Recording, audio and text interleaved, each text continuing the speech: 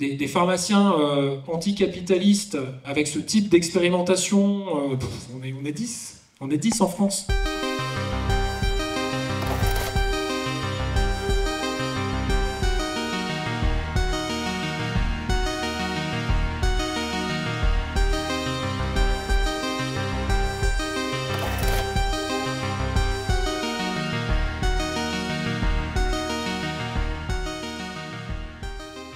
Quand il y a ce système de sécurité sociale, c'est un système qui est révolutionnaire. Et immédiatement, le patronat n'en veut pas. Et il va tout faire pour abattre ce système. En 1979, le gouvernement Barre crée la convention de secteur 2. Et le secteur 2, c'est tout sauf de la convention, puisque les tarifs sont libres.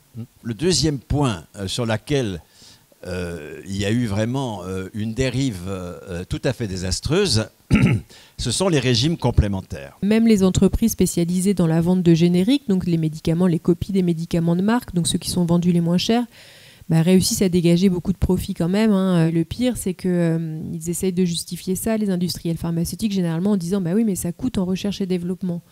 Or, les dépenses en marketing des laboratoires sont plus élevées que leurs dépenses en recherche et développement.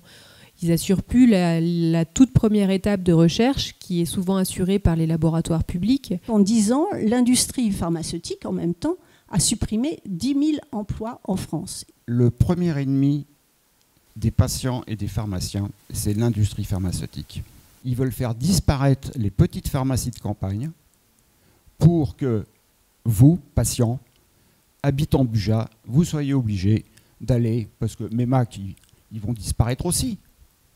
Quand financièrement, ils ne pourront plus tenir. Donc, vous serez obligé d'aller à Ussel. Donc, pour avoir des médicaments, vous ferez 100 km. Alors, pourquoi on essaie de créer une coopérative territoriale pharmaceutique ? Déjà, parce qu'on a bien compris que si on a des professionnels de santé qui veulent travailler ensemble à l'échelle d'un territoire pour faire de la santé, avoir une utilité sociale, à travers une convention avec l'assurance maladie, en laquelle on croit, même si elle est menacée, si elle est attaquée, si elle est imparfaite, c'est parce que si on est plusieurs pharmacies sur ce territoire-là, il serait normal qu'on coopère et qu'on allie nos forces et qu'on s'entraide. Quand on a créé 1000 soins et que la mère Priou a commencé à faire du multisite entre Perlevade, Faux-la-Montagne, un peu à Royères, un peu à Sornac, que des Timothée Grenaille et des Hautes-Vanden-Bavière, tous les médecins qui sont aujourd'hui, nous ont rejoints, Juliette, etc., commencent à comprendre l'intérêt qu'il y a de répartir une offre médicale. En fait, on faisait de la justice distributive d'une offre médicale.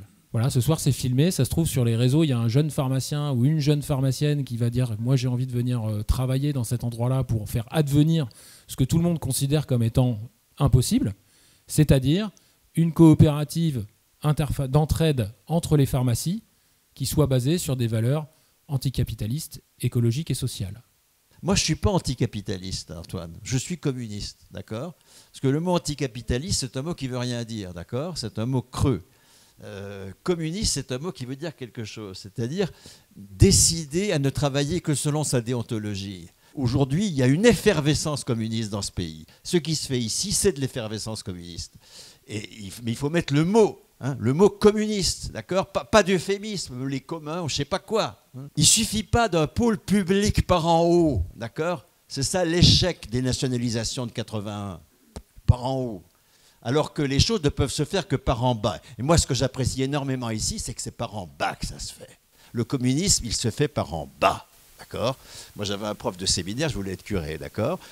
Qui me disait, l'Esprit Saint, il monte par les pieds. Il ne descend pas, il monte par les pieds. C'est un vrai catholique, d'accord ? Bon,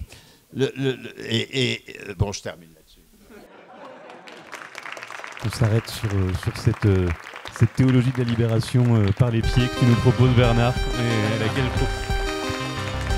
Qui n'est pas en marche à la